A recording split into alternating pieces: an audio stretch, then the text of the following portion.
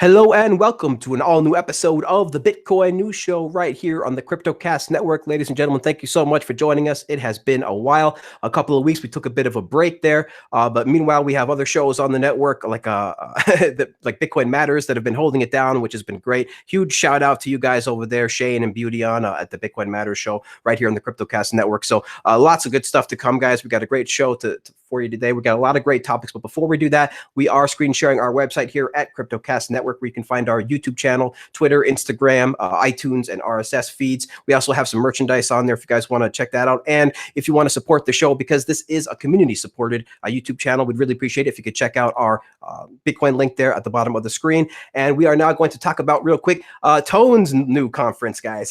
Tone's, I guess he's getting into the conference game because now he's got another conference, guys. This one's going to be pretty good. I think understanding Bitcoin, this is really going to be great because this is a Bitcoin development conference, but Bitcoin development conference for regular people. So they're actually going to get Bitcoin developers on there, and all the talks are going to be targeted at regular people, regular business people. So you guys can check that out. All the great, a bunch of great Bitcoin people in there. You know, Francis is going to be there as well. Alex, we got Adam Fisker on there. There's going to be a bunch of great people all going to be talking about Bitcoin and Bitcoin development targeted for regular people. So you're going to learn a lot, guys, if you're going to go check that out. There's only 12 seats left right now at 0.1 per Bitcoin. And I think there's only going to be about a good 100 or so people that are going to be allowed into that. So check that out. And also, guys, I have my website. I don't really share my website very often at all, but just if you guys want to know, I do have the onevortex.com website on there where you guys can check out some of my previous podcasts that I have on there where I am featured in other people's shows as well, including some of the people that are on this show, like Zach. So check that out, guys. Now, with that aside, let's go ahead and stop the screen sharing, get right into your quick bit section. We got a few things to go over before we get to our main topics. So let's go over those real quick. So first, guys, first off, looks like Jihan Wu might be leaving Bitmain. There is some reports out there that looks like he might be leaving Bitmain and starting his own company, but it's going to be interesting because it's going to focus on BCH, which of course is one of the main reasons why Bitmain is failing. So that's going to be fun to watch. Then we got Cryptograffiti, guys. He's added again, this artist in the crypto space, specifically the Bitcoin space. He's now doing an airdrop Venezuela, hashtag airdrop Venezuela campaign to raise funds for those in need via an interactive mural, a live streaming website. So this was really cool. He actually already did this, and you guys can check out the website where it actually shows people being able to pull down some of the art that he has there. It's really, really interesting. I encourage you guys to check that out. Very, very interesting there. Cryptograffiti continues to do some pretty cool, awesome experiments in the Bitcoin space. And now we have another bit license bill has been proposed in California. So I just wanted to sound the alarms a little bit, make sure, guys, to shut this down, because this is another horrible license that we don't want in place. Definitely not a good idea. It's just basically a complete mirror of the bit license in New York. So check that out, guys. It's not a good idea. Make sure to vote against that. Then we got Samsung's new phone. The new S10 is built for crypto, guys, because apparently it has the ability to store private keys built in. So it's got this specific chip, and it handles private key management for you. So I kind of tweeted about this earlier. I said that eventually, guys, there's going to be this stuff is going to be built in and baked into all of the hardware and software out there. So a Bitcoin full node is going to be probably baked into your router and into your OS, just like TCP/IP is baked into the OS, baked into the software and hardware of almost every device. So too will Bitcoin, and this is going to be like the start of that here. You guys can see the start of that happening right there. Then we got just released, this is pretty cool, BitAuth. It's a little bit of a debug script program. It's pretty cool to be able to check out and write Bitcoin scripts pretty easily. It's really interesting. Check that out. You can compile it, and lots of help in there as well, and how to get started on that. So a little bit more advanced, obviously, for developers, but if you want to get started with Bitcoin scripts and development, it's a great little IDE to check out. Then we got Coincenter has launched a federal cryptocurrency bill tracker, which is kind of neat, guys. If you want to track all the different bills, like this crazy new freaking bill going out in California, this bit license copy. If you want to check these things out and see if you want to, be more of a part of it, make sure to check out that website. That is great. So thank you, guys. Thank you at Coincenter for putting this together, because this is going to be helpful for the community to keep track of all of these different bills. The legislation is going to be a big part, regulation, legislation, big part of 2019 in the crypto space. And then we got Jack Dorsey, guys, CEO of Twitter, publicly running a Bitcoin full node and Lightning full node, playing with Satoshi's place, holding the Lightning torch, guys. It's just a great story. Really great to see some of these big tech CEOs get into Bitcoin, especially, of course, somebody like Jack from Twitter, and of course with Square. And speaking of Square, real quick, Square just like broke records with the amount of big money profits that they made with their Square Cash app selling Bitcoin. I think they're totaling up to $52 million total now that they've made with that. So really awesome. Jack is completely endorsing Bitcoin. So really cool to see. And then this is interesting, guys. A study on Metcalfe's law. The study says that it may only apply to Bitcoin in the long term, because it kind of makes sense. Like, once everybody chooses a network, then of course Metcalfe's law can really start to really kick in, because nobody's going to go to a network if it's not valuable in the first place. So very interesting study there. And then of course another new survey, guys. Yet another survey is suggesting that millennials trust Bitcoin over the stock market. Of course, this is just really evident to see if anybody under the age of 30. Like they're much more pro Bitcoin and crypto than they are the banks and Wall Street. And then Samourai Wallet, guys, these guys are just still kicking ass. They are still doing awesome privacy projects in the Bitcoin space. They are now testing native Tor support for their wallet. Before, you had to kind of download a separate client and connect it and things like that, a little bit more difficult. But now they're going to be baking that in directly to the app itself. Very cool, guys, for privacy-oriented Bitcoin folks out there. And then finally, again, guys, just one more shout out to Shane and Beautyon from Bitcoin Matters. You guys have been holding it down here on the CryptoCast while we've been absent. Really great content. I encourage everybody to please check out the show Bitcoin Matters right here on the CryptoCast network. Tons of awesome content from those guys. All right, so with that aside, guys, let's go ahead and introduce our awesome panel. This is a panel show, of course, so let's get right into it. First, we got Mr. Udi himself, a Bitcoin developer out there, an activist, a great personality to follow on Twitter. Udi, how you doing today? I'm great. I'm right here at the Bitcoin Embassy in Tel Aviv. It's great to be here. Thanks for having me. Awesome, man. Really great. And also, I was going to do a shout out to you, Udi. You just started a new podcast, and there's only one episode so far, but I got to give you a shout out. It was a great show. Really great introduction. Hopefully, maybe we can get you over here on the CryptoCast, but one day. But hey, man, really great show. Yeah, it's just me and Lawrence Nahum from Green Address having fun. It's on recklessreview.horse, which is the great domain name. Reckless Review, people, check it out. Really great. Then, of course, we got Patrick Miller, yet another Bitcoin enthusiast, guys, with Bitcoin and Lightning enthusiast. Patrick, how you doing? I'm doing great. Thanks for having me. Nice to have you, man. We've had you on here on a couple episodes on the show. We always enjoy your commentary. So thanks again for joining us. And Mr. Zach, host of the Bitcoin podcast. Zach, how you doing? Great, Vortex. Thanks for having me back. It's good to be here. Been a little while. Have a lot of things to talk about, so it should be a really fun show. Yeah, we got a big show planned, so I'm really glad to have you here, Zach. And also, just a bit of a shout out. I said it before the show, but just a bit of a shout out on your hosting over there at TabConf. Really great, guys. Check that out. They have some live streams now on their website. You can find Zach over there hosting a couple of the panels, and really great job, Zach, on that. Thank you. It was a lot of fun. You bet, man. All right, and then finally, ladies and gentlemen, the only person that people really watch this show for. I know. We got Francis Puglia joining us from Bull Bitcoin. Francis, how you doing today? I'm doing great. It's so good to be back. I haven't done a podcast interview in a while, so I'm happy to be back on the scene.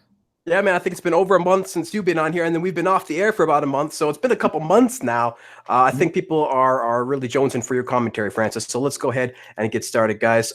We got the first topic is going to be the biggest one, of course. This is the delete Coinbase movement, the hash delete Coinbase movement.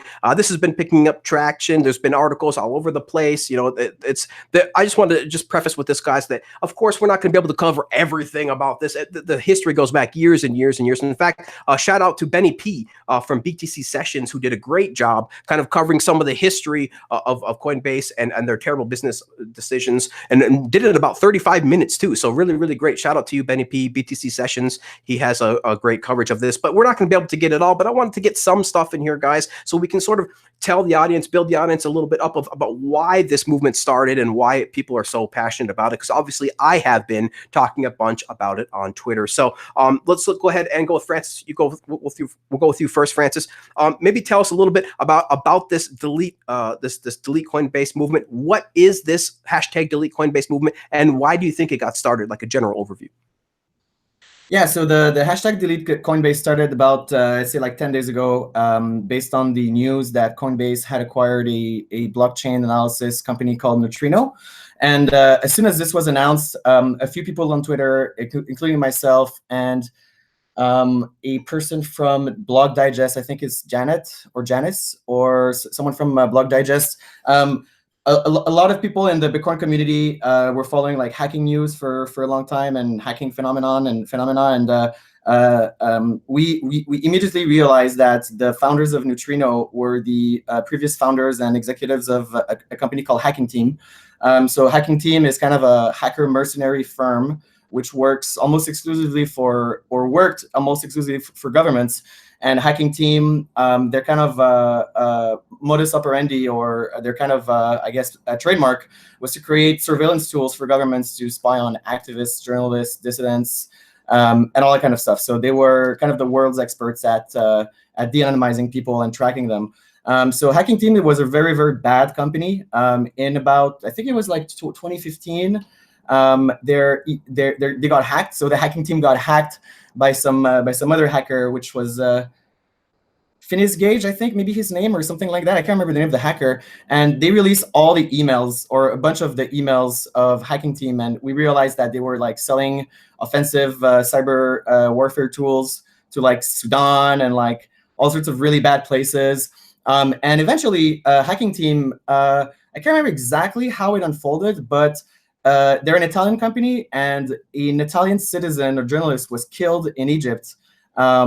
And it was discovered that the Egyptian authorities that tracked him and presumably killed him, or I can't remember exactly the context, they were using Hacking Team tools. So eventually, Hacking Team got, I think, an EU ban. Anyway, they got shut down by the government because they were doing really bad things.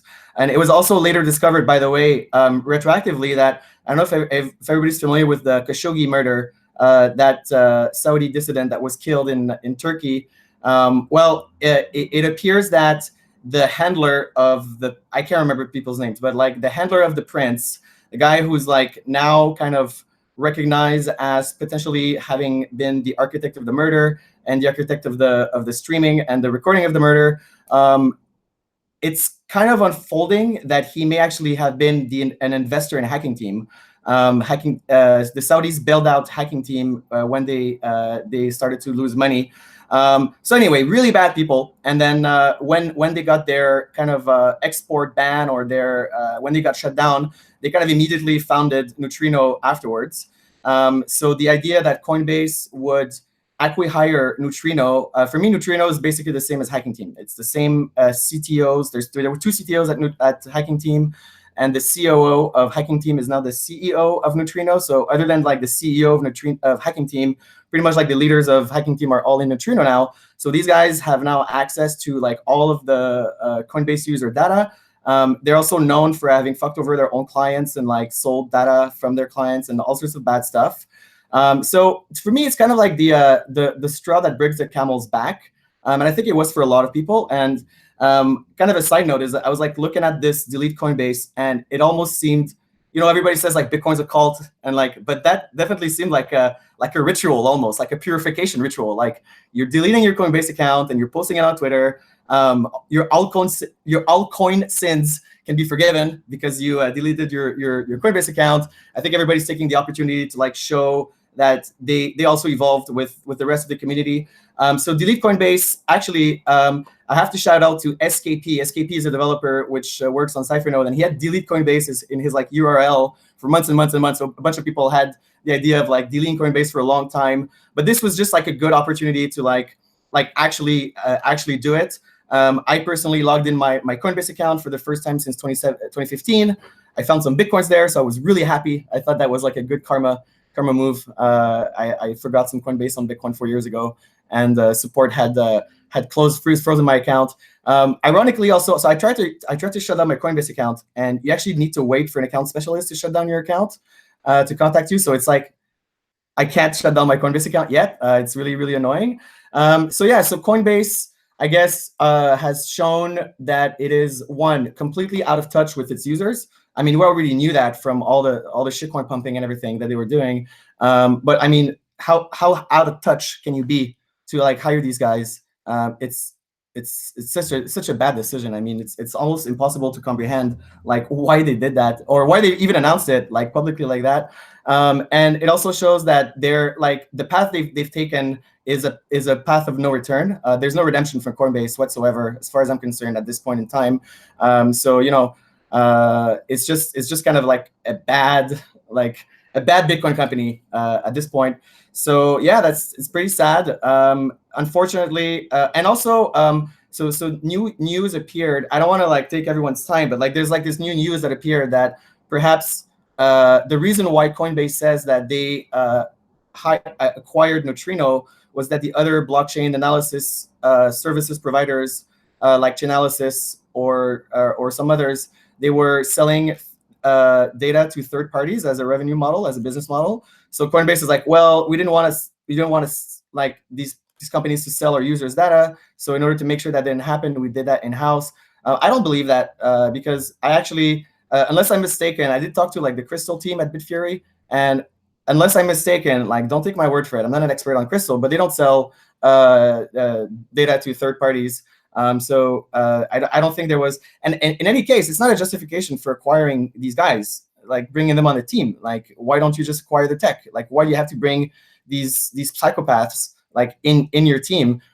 Imagine working at Coinbase now. Like, how crazy must that be? Seriously, it's crazy. Like, I mean, I was saying before the show, I'm like, basically, like, look, these people have backdoored their backdoor software that they've sold to governments. Like, I think that within 1 week, these people are going to absolutely own Coinbase. Like, they are going to own Coinbase in less than a week. And then when they eventually get fired or quit or something like that, like, you're done. Like, it's done. The entire thing is going to be dumped onto every kind of Tor website you can think of. So yeah, so thank you, Francis, for that overview. But it is crazy. I'm curious to get more opinions from everybody else in here. But yeah, I mean, just at this point, the justification is absolutely ludicrous. They recently just tried to justify it, as Francis said, by saying that they've acquired them because they had the best in class tech, guys. Meanwhile, of course, despite the fact that they are doing horrible things via just continuously violating human rights. So really crazy stuff. Let's go next to Udi. Udi, what are your thoughts on this? I do have a couple of notes here that I want to read about Neutrino as well at some point, but I want to get Udi. I want to get your thoughts on this. What do you think about what Francis said and this craziness that's going on? And what do you think about the excuse now that they've given as to why they've hired these people? So yeah, this has to be one of the most amazing excuses ever in the history of excuses. I mean, I was really surprised to hear that. It sounds like maybe someone wasn't briefed correctly about what to say there. I don't know if it's true or not that someone was selling customer data of Coinbase through an analytics company. But if it's true, this is not the way to disclose that, right? You should be making a very clear disclosure that explains what kind of data was leaked and through who and who's affected and who's not. This is definitely not the way for us to hear about it. I think for the first time, I don't think that they ever disclosed any of that before. So that's just very, very weird. Very shady. Very shady. Yeah, I mean, yeah, it's a very surprising thing to say, and I would guess that they would probably backtrack from that because it hardly makes any sense. So that's for that. Other than that, yeah, I mean, I think the person that Francis was referring to from a Block Digest, I believe it's Janine. She was talking about this for a while, for over a week probably, and news kept coming in. I think that it was David Moritz from how is it called? One of the Breaker Mag. David Moritz from Breaker Mag, who did a very complete piece on what these guys did in their past in hacking team, and that's when things started exploding with delete Coinbase, and that's when people realized that it's not that easy to delete their accounts. So there are a couple of things. One of them is that when you try to delete your accounts, you have to empty it first. So if you have anything in your account, you can close it. That makes sense. But if you have like small dust because you had some shitcoins in there and you have like a few cents in your account, you can't actually send it out because it's too small to send out. And then they won't let you close your account unless you buy more shitcoins so that you can send them out. So we did like a small little trick where people would send the dust through each other, and we called it the delete Coinbase dust, the delete Coinbase trust chain, inspired by Hodlonaut's Lightning Trust chain. So we tried that, and people moved people moved dust around to get out of Coinbase, and then they got another problem because it seems that now Coinbase won't let people close their accounts for no reason. You have like 12 steps that you have to go through, and once you complete all of them, it just tells you, you know what, you can close your account. That's it. And that's probably what happened to Francis. You contact support, and they say, yeah, you'll need an account specialist to close your account. I don't know if that's something that they do usually, or if that's just them trying to stop people posting screenshots on Twitter. I don't know, but that's what it is. By the way, on that note, I have to say, if people are considering deleting their account, and if you have like a sort of an anonymous Twitter identity where you don't want to tie your Twitter identity with your real-world identity, you may not want to tweet a screenshot of closing your account immediately after closing that, because then the hacking team people can make the connection and they know who you are. So maybe think about that.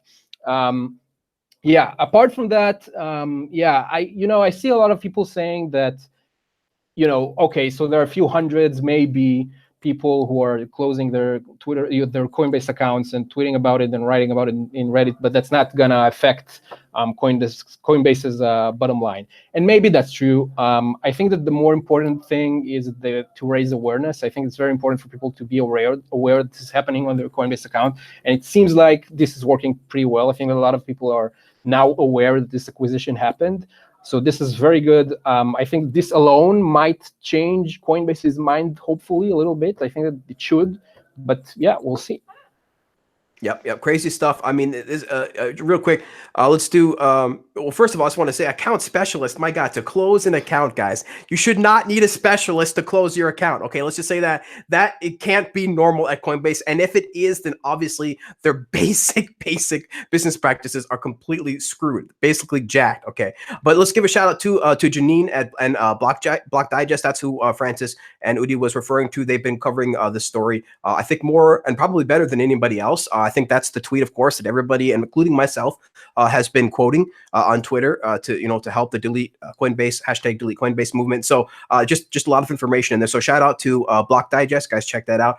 We actually have their channel linked on our YouTube channel as well. So if you just go to CryptoCast YouTube channel, you'll be able to see a bunch of links there to like Coinbase's stuff, World Crypto Network, and of course Block Digest. So check that out. But yeah, it's this is really really interesting, guys. This development, because I mean, what it shows is that they want to just hoard even more customer data. Like I feel like they bought this company to bring it in-house, to bring this analysis company in-house, so that they would have no excuse to be able to, just no boundaries whatsoever on the amount of data that they would be able to mine, use against, and so on and so forth. So, and again, it's just mind-boggling that they hired these people, because I guarantee you, dude, they will own Coinbase in like under a week. This is not a challenge for them. These guys are the people that backdoor governments. And again, they backdoor the software that they use to give and sell to other governments. So like it's crazy. They backdoor the backdoor software that they use to sell to governments. So it's really going to be fun to see how Coinbase continues to handle this. And again, the name of that company is Neutrino. This is kind of what all the big fuss is about. Coinbase has many other problems, which I will get into later. But first, I want to hear more from everybody else here on the panel. So Zach, please give us your thoughts on this development so far, the discussion so far, on your thoughts. Please go ahead. What do you think about this craziness? I think it is craziness. I catch a lot of flack for defending Coinbase more than the average Bitcoiner. But I think for Lent, I'm going to give up defending Coinbase and see how they handle this sort of Twitter PR crisis. I say that with a healthy dose of sarcasm. I mean, my thoughts are two or threefold. I think there's genuinely no reason to disbelieve that Coinbase thinks this tech is the best in class or next to best in class. At the same time, I think hiring Neutrino is pretty indisputably an incredibly tone-deaf move on Coinbase's part. And I would push back a little bit on France's assertion that Coinbase is out of touch with its user base. I think it's out of touch in this regard, this acquisition being a tone-deaf move to a certain demographic that it could otherwise cater to. And whether or not there's no redemption for Coinbase, I think before any of this ever happened, a lot of Bitcoiners made up their mind that there was no redemption for Coinbase. This was just maybe icing on the metaphorical cake. But the fact of the matter is that Coinbase still services, at least they claim to service, tens of millions of accounts. And maybe, as we're discovering on Twitter, some of these accounts have fractions of pennies of Bitcoin Satoshi's vision and whatnot. So those numbers need like a little bit of context. But they still have millions of accounts open. And I tweeted something to that effect, as Udi sort of hinted at, and my DMs instantly filled up with new people deleting their accounts. So I guess I encourage people indirectly to delete more accounts, which is great. But it also received full court press news coverage from Breaker and CoinDesk and Motherboard, yeah, and Next Web and all of these other places. That it is what it is. I have no comment on it. If you want to delete, so I have not at present, and don't kick me off the show after I say this, but I have not at present deleted my Coinbase account. But I also haven't used my Coinbase account in at least over a year, if that helps. So I think their move to bring it in-house was an incredibly tone-deaf move. But I think there's no, as I said, I think there's no reason to disbelieve they thought this tech was best in class. And I think that there's no reason to disbelieve that this move was in the best interest of the company for multiple reasons. And I think all good reasons, not maybe the reasons that you initially inferred to as far as them having unlimited potential to mine data from their customers and whatnot. Because if you read their terms of service, their user agreement and their privacy policy and whatnot, they say that they will use data, they will sell data to third parties under certain conditions and in certain circumstances. But hiring or outsourcing this analysis and this data gathering is incredibly expensive and laborious, and hand in hand with that, a necessary compliance measure. And so bringing it in-house cuts costs for Coinbase, is much more efficient. It's a good business move all around. But I mean, for Pete's sake, why does it have to be Neutrino? Well, their answer is because it's best in class. I'm not really sure that cuts it. And I'm not at all defending Neutrino by any means. And I'm not in this particular decision defending Coinbase. I just think they probably, they didn't check some boxes. I think the reasons why they did this are moderately defensible, or at least they make sense prima facie. But there's no question they could have gone about this in 100 different better ways. But at the same time, to Coinbase's credit, and on balance, I still hold the opinion, well, okay, sans this is a little bit different. But before Neutrino, I still hold the opinion that Coinbase has onboarded a lot of people, or I should say exposed a lot of people who may otherwise not have found out about Bitcoin to Bitcoin, and that's great. And we can talk about them adding basic attention token or paying people to learn about Zcash or whatever it is as something that's, I mean, maybe not desirable per se, but they still are a huge force to be reckoned with which is the key of my contention of their value to the space in an environment that is so heavily regulated that people have no interest in competing or are forced to stop competing in that space. So crypto companies around the world have enormous expensive compliance departments, which goes to the fact that people who say crypto isn't regulated are, in my opinion, morons. People pay millions of dollars every year to finance huge compliance departments. In the United States, doubly so. And Coinbase is trying to target that market. People who live in highly regulated sort of panopticon environments where governments are regulating it and tracking everything you do. But Coinbase doesn't just roll over all the time and play dead for governments. I mean, they've held their own and tried to protect user data and disclose certain things, whether in the best way or not, of how they handle user data. So all this to say, it's a mess for Coinbase. I don't really have an opinion one way or the other whether there's no redemption. I think that's up to individual users. And if you want to delete your Coinbase account, assuming Coinbase lets you, which is kind of shitty, then go for it. But all in all, it was a bad move because of how tone deaf it was. But I think there's legitimate business reasons for why acqui-hiring a analysis company to do this in-house for Coinbase is a good move. Like, I think it's very defensible. But Neutrino, given their history, probably not. So that's the extent of my thoughts. Yeah, there's some interesting points in there. I mean, Coinbase, of course, signs up a bunch of users. In fact, the last I heard, they were signing up like 20,000 plus users a day, right? And of course, they did try to win that IRS where they got it down to $10,000 and above is where they're going to start selling, sending the data to the IRS. Has to be 10,000 and above. So that was, a little bit of a win. And another point is that most exchanges do this as well. Like literally almost every single exchange, of course, runs KYC data and things like that. So and some analysis on there as well. Some more than others, of course. And but look, at the end of the day, look, AOL was popular too, right? AOL was a popular company onboarding people as well. But I think that eventually people will figure out that, like AOL, Coinbase is just not needed. But let's go to our final panel. Can I add one more thing really quick? Go ahead, Zach. I think a lot of the contention with Coinbase, they sort of, and I don't think any of you will disagree with this when I say it, but I need to explain it after I do. I think they bring it on themselves. And what I mean by that is, if we found out today that Binance did this exact same thing, like no one would really bat an eye. We might be a little bit frustrated, but Binance is like a shitcoin central. Like, of course they do like all of these bad things or whatnot, things we disagree with. But I think part of the frustration, one of the key tenets of the frustration with Coinbase is that, and we even briefly discussed this before the show, back in the early days, a lot of Bitcoiners had faith in the brand that they would be a good Bitcoin bank enterprise, so to speak. And myself included. I just want to say myself included. Like when Coinbase first started, I really had a lot of faith that they would be this real, true Bitcoin company. Yeah.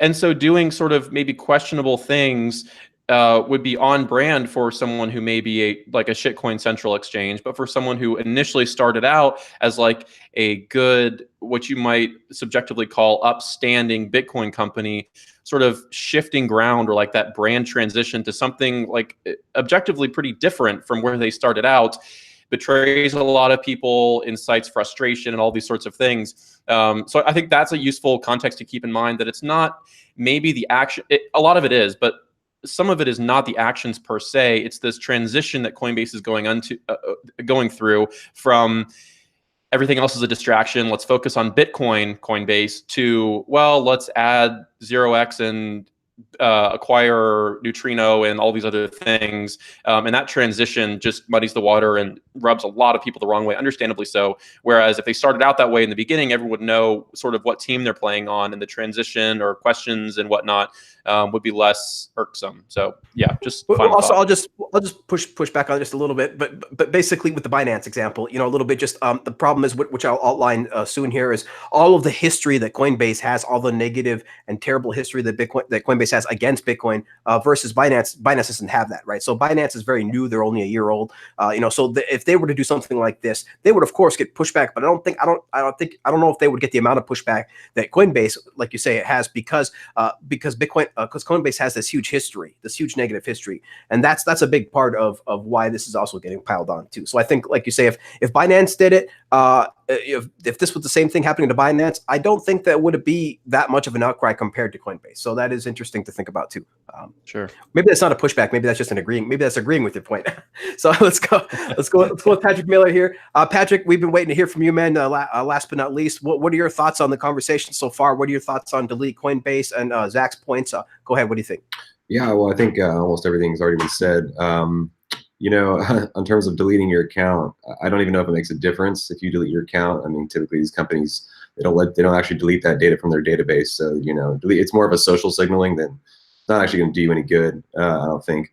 I think it's just generally a warning that, with KYC AML exchanges, once they have your data, you don't know what they're going to do with it. We don't know what companies are going to acquire them. We don't know who has access to that personal data. And we don't really know what they're going to end up doing with it in the long term. So it is definitely kind of terrifying that here's a company that we all, as a community, we trusted 2014, 2015, and now here we are, 2019, and I think they're representing the brand terribly of what Bitcoin is, but also, out there doing this type of behavior with chain analytics companies to do this thing it's just concerning in general. So I don't know. I would just encourage the community to stop pushing users towards KYC AML, and it's not worth, in my opinion, these short-term, let me just buy some Bitcoin today because I want to get on the pump, when you've just given up all your privacy in the long term. So these are serious things to think about, and I really appreciate services like what BitAuth is building, with Azteco and these other methods, fast Bitcoins of getting Bitcoin that doesn't require KYC AML. I love the fact that I can go to BitRefill and I can buy Amazon gift cards with Lightning Network, and I don't have to have an account. So we need to move away from the account model as soon as possible. That's about it. Yeah, absolutely. Shout out to those companies, man. Shout out to BitRefill, the Fast Bitcoins, and of course, Beautyon's Azteco. Those are great ways to obtain Bitcoin without KYC. That is that is really great. And we're hoping that those types of companies become more and more become bigger and bigger and become more accessible as Bitcoin, of course, the price grows, as Bitcoin gets bigger, as the community grows and things like that. So I do believe that there's going to be plenty of pushback on this, and we will have ways to obtain Bitcoin for some time to come without any type of KYC. Of course, it's going to be a bit more difficult and maybe cost a little bit more. Also, just on Zach's point is that Coinbase has probably gotten us to a certain point, but I think that at this point in the industry, we need companies that are leading us in the right direction, and the right direction is moving towards running your own node, holding your private keys, understanding what Bitcoin is, and like privacy and security in a very dangerous future world of where there's panopticon surveillance on everything you do, and all your data is out there in the wild, and all it takes is a couple insiders at a company to leak some data. So I don't know. Going forward, I feel like we need to move more towards that way of thinking in the industry and as a community. Yeah. So let me just read a little bit about Neutrino here, and then a little bit about the reasons of a little bit about Coinbase history, and then I just want to go through one more time with everybody get their final thoughts on this particular topic. So just a little bit about Neutrino. Basically, it was founded by 3 former employees of Hacking Team, a controversial Italian surveillance vendor that was caught several times selling spyware to governments with dubious human rights records, such as Ethiopia, Saudi Arabia, and Sudan. And then it develops technology for law enforcement and financial institutions to investigate and track transactions on the blockchain. That means any coin. So Bitcoin, Monero, all sorts of stuff. The company claims to also be able to monitor and track not just Bitcoin, but relatively straightforward proof of work coins, but also things like Monero and Zcash, even with shielding. And then they also say, and so that's a little bit of Neutrino. It's just they are basically a hacking type of group, right? So with some very, very terrible past underneath them, some very terrible history behind them. And then we have I want to list off this things that basically Coinbase has done over the years that has definitely upset me, and I know a majority of the Bitcoin community. So basically, they were absolutely for every single fork of Bitcoin. So they were absolutely for Bitcoin XT, Classic, Unlimited, and 2x. They actually this is allegedly, but they allegedly have insider trading, of course, with Bitcoin Cash and XRP launches, because of course there was huge amounts of liquidity starting to buy before they actually launched on Coinbase, and that's been recorded, and you can guys Google all that and check that out. There has been over 3 class action lawsuits in motion for numerous abuses on customers with their funds. They have been way behind in updating anything to do with Bitcoin, including SegWit and batching their transactions. I mean, it was literally a year almost after SegWit was released that they finally upgraded to SegWit and begun batching their transactions. They were actually using a huge amount of block space before that, so they were partially causing the larger Bitcoin transactions back when we had the price run up in 2017. Then they, of course, withheld ETC from their customers when the split happened. The Ethereum and the Ethereum Classic split happened. They held it for over a year. And then, let's see, I got a few more, guys. They, of course, said that the 2x fork would be okay. In fact, Brian even wrote a blog. Brian Armstrong, CEO of Coinbase, even wrote a blog saying, I bet you that the 2x fork will run without a hitch, no problem, right? Bet you $5,000. And of course, it ended up failing spectacularly with an off by 1 error from Jeff Garzek that would have stopped the entire chain. And then they also, let's see, I got a couple more here. So basically now they're starting to launch this, they're launching this altcoin this kind of altcoin system that they're trying to sell altcoins with under the guise of education. I also definitely have some problems with that, how they're trying to market all these altcoins under the guise of education. And then they have this Coinbase index that essentially lists all of these, a bunch of these other altcoins in the same index as Bitcoin. So almost as if they have like the same risk reward ratio, the same history, the same underlying economics. They're putting them all in the same index, treating them all just the same as Bitcoin. And then finally, they've just recently launched a service to actually hold your private keys in the cloud. So there's just a bunch of this history with Coinbase, and a bunch of this history with Neutrino that is not good. It is upsetting people, and that is why, of course, we have this delete Coinbase movement. So I'm really appreciate all the comments so far, guys. Let's just do one last final thought on this topic and then close it out. Francis, we'll start with you. Go ahead.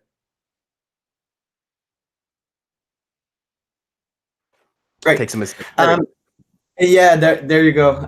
Also, something that I just remembered, they actually screwed over the referrers in 2015. I don't know if I can't remember the exact context, but I definitely remember getting screwed over by Coinbase, and a lot of us getting super screwed over by Coinbase, where you would like sign up someone to Coinbase, and then you would get a very big referral as soon as they hit certain thresholds, and they closed down the referral program a few months later. So like people that I know, myself included, back in those days, we were referring Coinbase to everyone. We were supposed to get like multiple $1,000 payouts, and they just screwed us all over and closed the terms of the referrer program. So I mean, I strongly disagree with the idea that we should like be thankful to Coinbase for anything whatsoever. They didn't get people into Bitcoin. Like people were going to get into Bitcoin, and Coinbase is the market leader in terms of Bitcoin on-ramp. So I mean, if Coinbase wasn't there, it would have been something else. I don't owe anything. We don't owe anything to Coinbase. Like they don't deserve our sympathy for anything.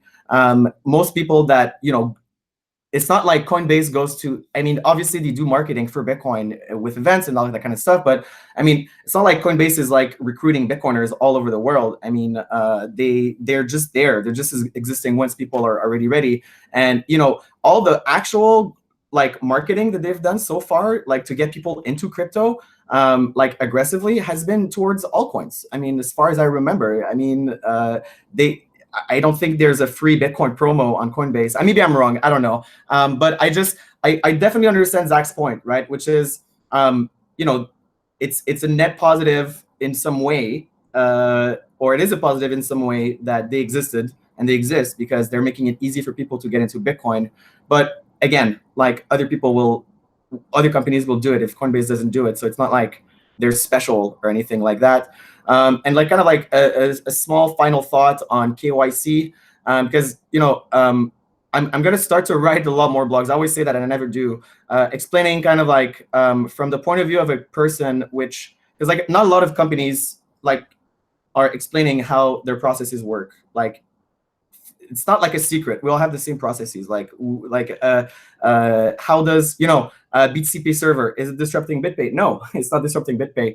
BTCP server is disrupting like hosted wallets, as far as I'm concerned, because people need to understand like the fiat to Bitcoin dynamics of how this works. And for example, regarding KYC in this case, just a small snippet. It is impossible to sell. It's very, very difficult to sell Bitcoins over the internet without cash. Without KYC. The only method of doing it, which I believe is secure and is scalable and sustainable, is cash-based Bitcoin vouchers. So like I have a lot of experience in that. In Canada, we've been using that for about like 5 years. Like Bull Bitcoin has a cash-based Bitcoin voucher since a really long time. Same stuff as Azteco and Fast Bitcoins. The difference being in the case of Canadians with the FlexiPin voucher, the voucher is actually created by a third-party payment processing company, whereas in the case of Fast Bitcoins, for example, it's like end-to-end their system. But there's a reason why there's KYC on decentralized exchanges. Decentralized exchanges is never gonna like stop KYC from happening. No one on a decentralized exchange is gonna sell Bitcoins without KYC and survive for long enough. So if you see like offers on a decentralized exchange for like bank payments for Bitcoin, they're never the same people that do KYC because they all get smoked by fraudsters. So why do you KYC? Well, first of all, imagine like you're on a P2P exchange and you send like a transfer, a bank transfer to someone that is gonna like send you Bitcoins in exchange. You can call your own bank and be like, oh, it wasn't me. And then they'll just like freeze the transfer and like bring you back your money. So you get the Bitcoins and the money, which is very convenient. Or someone hacks into your account or defrauds you, goes into your account, is going to send a payment to an exchange or a seller. The fraudster is going to receive the Bitcoins. You're going to get your bank account depleted. You're going to call your bank and they're going to take the money back. So because Bitcoin transactions are irreversible and bank transactions and online payments are reversible, the KYC in this context is to make sure that whoever is actually getting the Bitcoins is the actual owner of the bank account, which is sending the money. So that's just to kind of put that in context. So, I mean, at Bull Bitcoin, like in Canada, for example, there's the KYC requirement limit. There isn't any KYC requirement right now in Canada, but everybody's using either $1,000 or $3,000 a day as a KYC limit because we know for a fact that this is what's going to happen when the regulations that have been drafted for like 5 years are coming in. But even if it's we have to KYC over $3,000 a day, I'm going to KYC everybody that's using a reversible payment method to pay me because I'm sending my precious Bitcoins. I don't want them to screw me over. However, to sell Bitcoins, you don't need KYC other than legal limits because Bitcoin payments are not fraudable. This is why, for example, Bitrefill is able to receive Bitcoin payments for gift cards without having an account, for example, because you don't need to. I mean, you got the Bitcoins, like it's all done, right? So as soon as someone sends you the Bitcoin, they can't kind of defraud you. So unfortunately, like I can't fault Coinbase for doing KYC because otherwise they would get massively defrauded. Like look at the credit cards. It's trivial to buy credit card numbers on the dark web. I mean, it's very easy. It's very easy to buy bank account numbers on the dark web and to use them to defraud companies like Coinbase. So, there's a little context there. Some of the KYC is definitely for fraud protection. However, I don't see. I mean, I'm not an expert in American regulation. In Canada, there's no requirement whatsoever to do chain analysis tracking as part of any MSB that is coming or current. I don't know about the US. I'm not sure that you need to do coin tracking for compliance. Maybe I'm wrong. I think it's just like these companies are like, hey, we can do it. We're doing it. Like they're just trying to look so good. They're giving up more than they should, which is really bad. You should never do that. And kind of final thoughts is, the KYC, the neutrino tools that they're using, maybe it's for compliance reasons, but there's another thing which I suspect that they're tracking their customers and contacting rival exchanges, and they're like seeing they're tracking basically Bitcoin transactions for business development purposes. And the reason why I think that is because like Coinbase reaches out to a bunch of like small brokerages. And it's kind of weird. I don't know exactly how they find brokerages all over the world to contact a partner with, but the idea started to pop in my head. Like maybe they're like tracking coins to make sure like, oh, so this customer is going to Kraken, for example. We're losing this customer to this other exchange or this other brokerage that we're seeing is doing a shit ton of volume because, having access to those tools, you can reverse engineer the volumes of other exchanges. You can reverse engineer like the flow of funds of your rivals. Which is kind of sketchy. So that's pretty much it for that. So interesting points, Francis. Interesting points about different reasons for KYC, of course. And we're gonna go with Zach next on this to see what you think. But before we do that, I just wanted to say one more thing about Coinbase is they've never actually really hired more than like 1 or 2 core devs in like the entire history of Coinbase. They've had 1 core dev for a few months. And then he left because they barely were paying him anything. I mean, there's even an article somewhere they announced how much they're setting aside for core development. I think it was like $6,000, like something just super small and ridiculous. With of course, despite making all of their profits off of Bitcoin and the core developers, it is interesting that they really don't employ core developers. That's another thing that I have a bit of a problem with. And then, also just want to say that Binance's DEX is not a real DEX.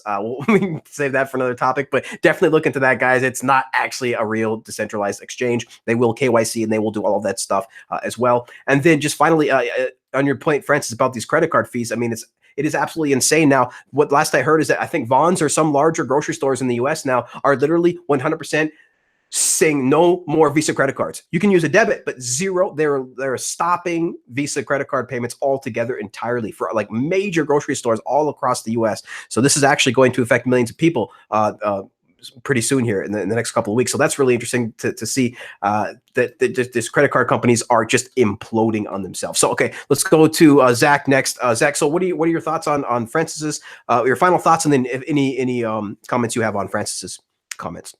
Yeah. So obviously a pretty controversial topic, and I guess I have like 2 or 3 final thoughts about the whole Coinbase issue.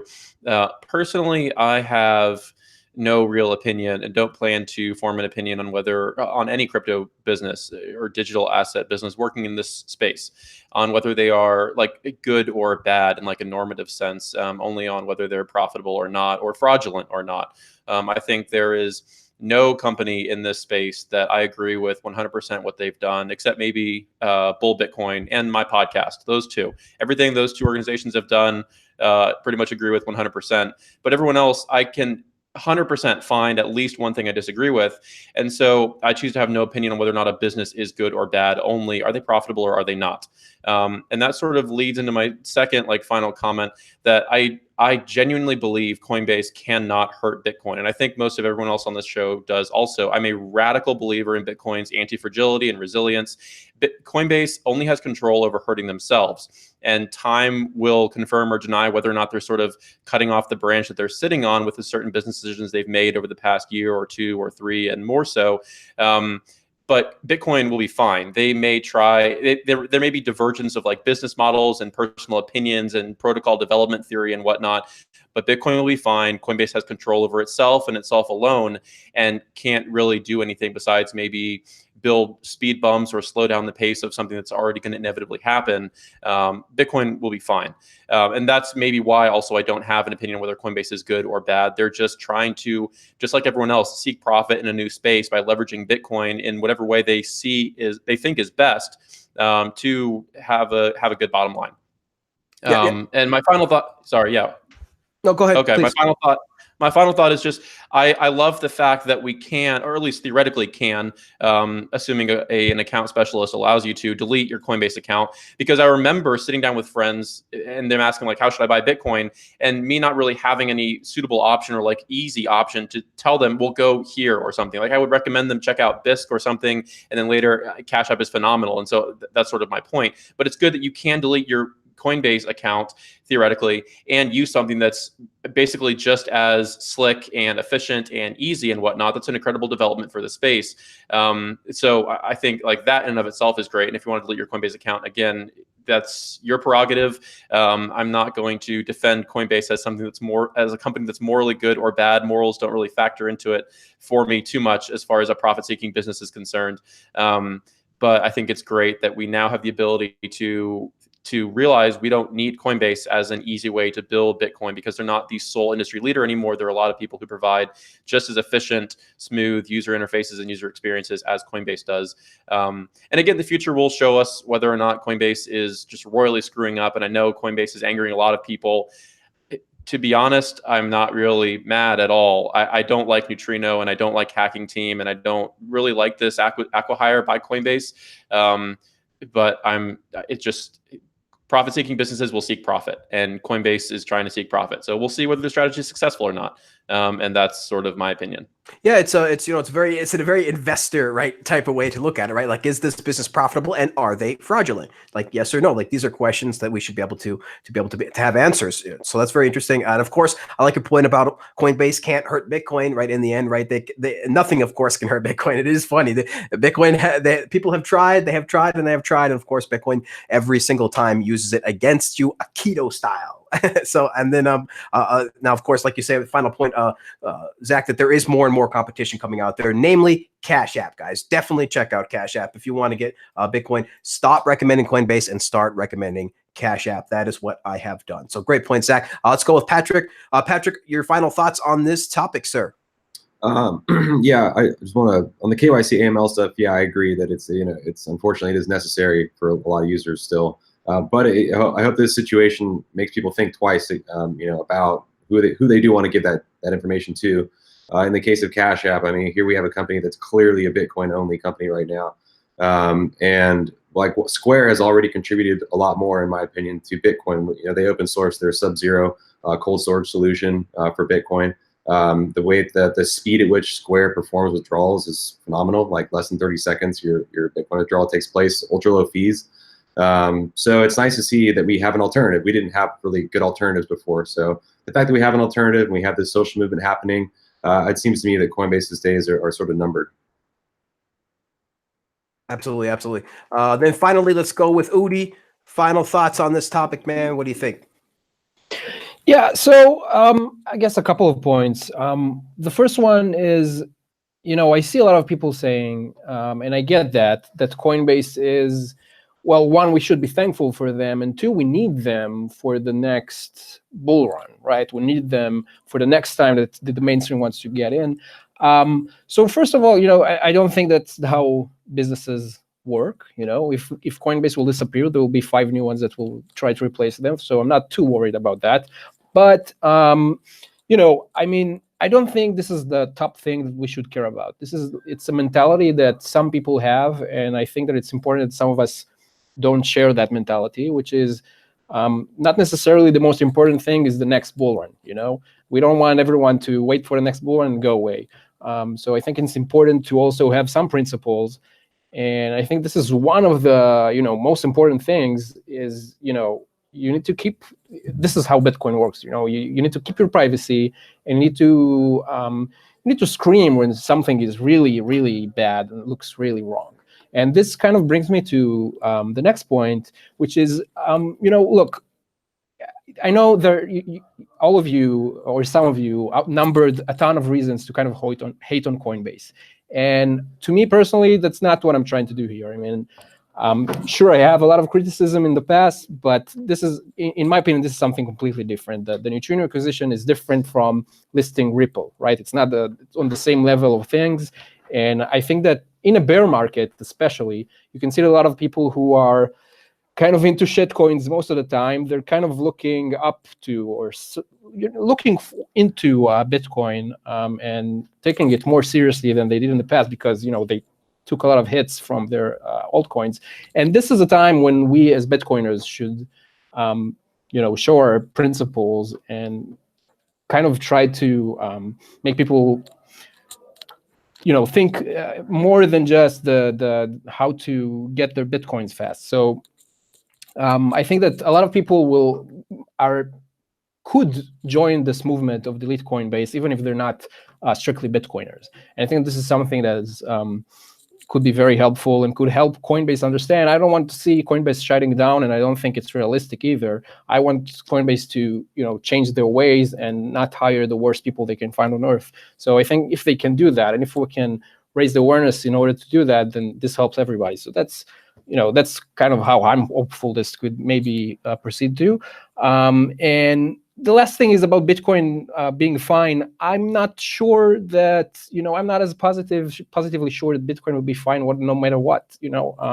We do have our job to protect Bitcoin and to make sure that it survives, this generation and generations after that. And it doesn't happen by default. And this is why we have to stand our ground in situations like this. So, yeah. That's it. Yeah, and of course, I never meant to imply that Bitcoin is infallible. It's no matter what will, of course, survive. But it is because of people like us, because of people like you, Udi, because of people like Janine and other people that keep Bitcoin in check, right? That allow the community to have a say, because this is an open source community, right? The code is open source, and anybody can run a node. So this is we're going to continue, I think, down this path of making sure that we keep Bitcoin companies in check, and this is our right, and we're going to continue to do that. So you had some great points in there, Udi. Like we really don't need actually Coinbase for the next bull run. Like you say, if there's one goes away, there'll be 5 more that pop up.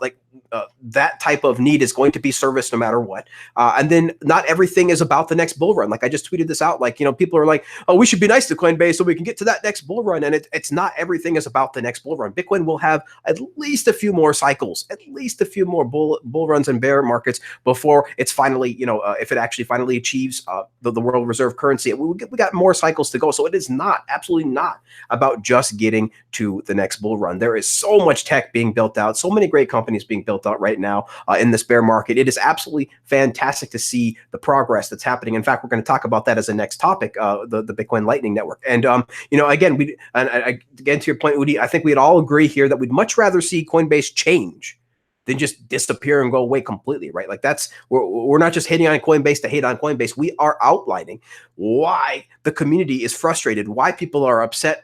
We are outlining these terrible business practices that Coinbase has employed, that Coinbase has been doing over the past few years. And we would much rather hope that they would change than to actually just, go away and die a fiery death, of course. So with that aside, then let's go ahead, guys, and get into the next topic. We've already been going a while, but I said this was going to probably be a longer show. So let's just go ahead and thank the guests, guys, so much for staying here for this long, for giving their opinions. Of course, we don't pay everybody. They come here, guys, on their own volition. So we really, really appreciate all the guests. We really appreciate everybody in the chat as well. We got the conversations going there. So guys, just remember that, to hit. If you guys are liking what you see, please share out the show, hit the thumbs up. We really, really appreciate it. That helps us get into more people's feeds. So we really appreciate if you guys could share out the show. So let's get into the next topic here. The Bitcoin Lightning Network is expanding and evolving. So I want to get into this. We're not going to get too much into the exact tech probably, but I want to get a little bit of an overview and let people know what's going on here. So let's go with maybe Udi first on this. Udi, you pay a lot of attention to the Lightning Network and things that are happening. There's been some recent announcements now about using invoices on Lightning, being able to actually pay people without having the other party need to respond or anything like that. So that's really sounding cool, sort of like asynchronous payments. And of course, we got Blockstream now releasing this new update about using plugins with C Lightning, which is absolutely cool because I mean, guys, look, the way that they have architected C Lightning now with this plugin architecture, they can now just take out bits and pieces of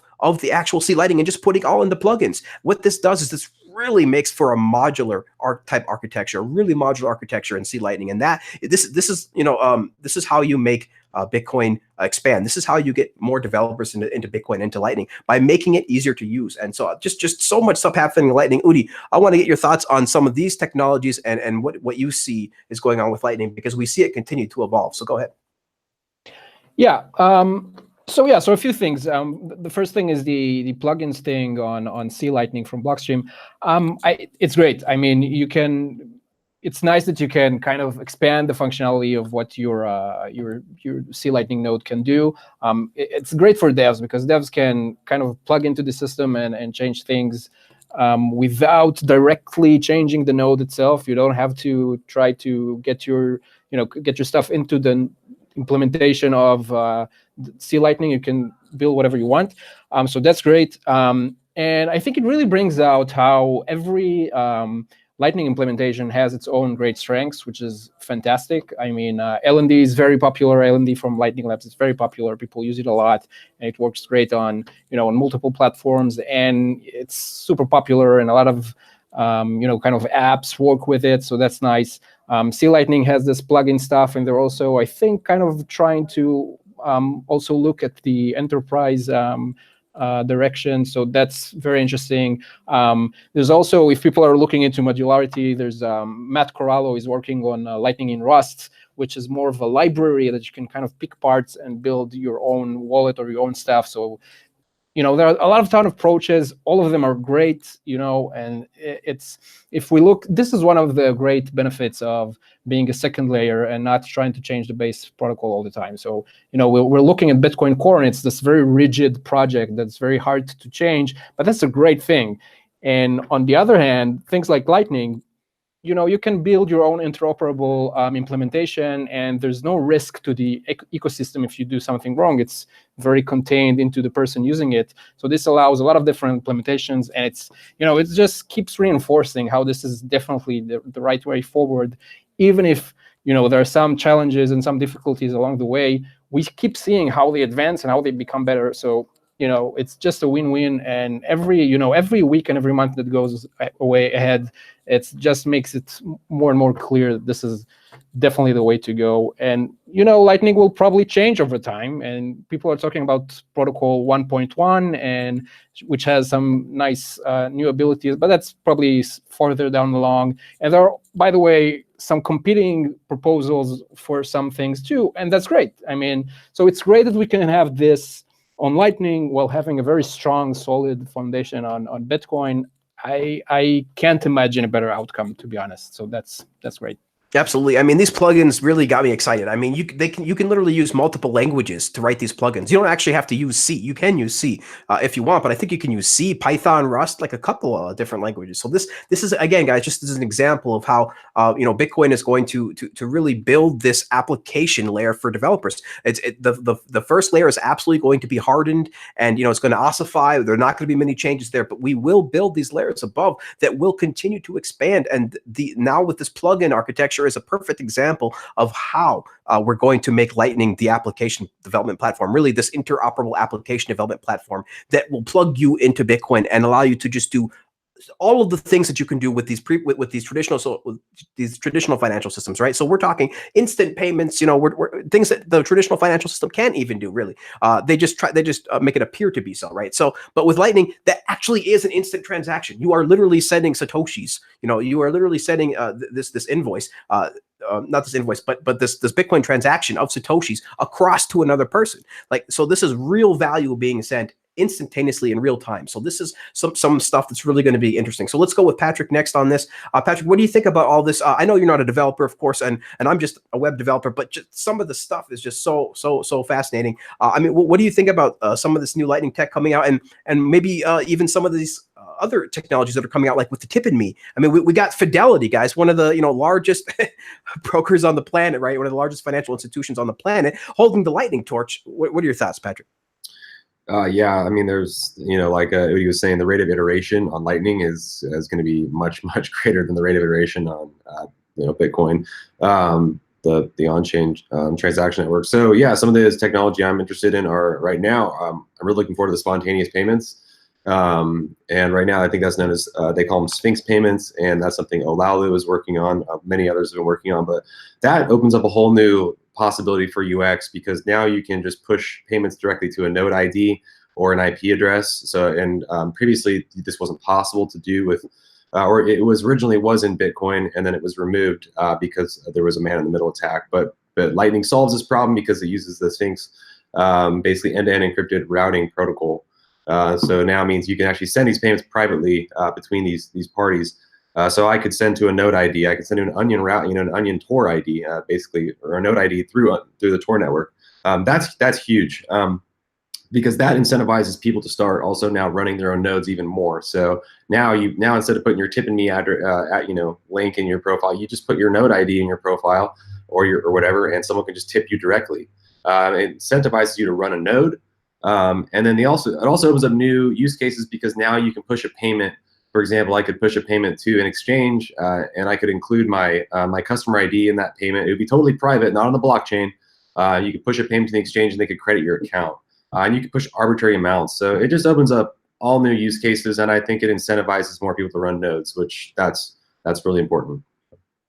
Absolutely, great comments. Yeah, this spontaneous invoice is going to be really interesting, because this really allows for more kind of machine-to-machine payments, right? When you can do this type of asynchronous payments, I think that's really interesting. Let's go with Zach next. Again, Zach, we know you're not a developer, man, but I know you got all sorts of comments on this stuff, man, because you follow it closely. There's all sorts of this Lightning talk about Lightning going around, the buzz about the Lightning torch, and the buzz about these new Lightning features, and now of course on the horizon we see 1.1 coming out. What are your thoughts on some of the evolution of these technologies, the pace of this evolution, maybe even you can comment on?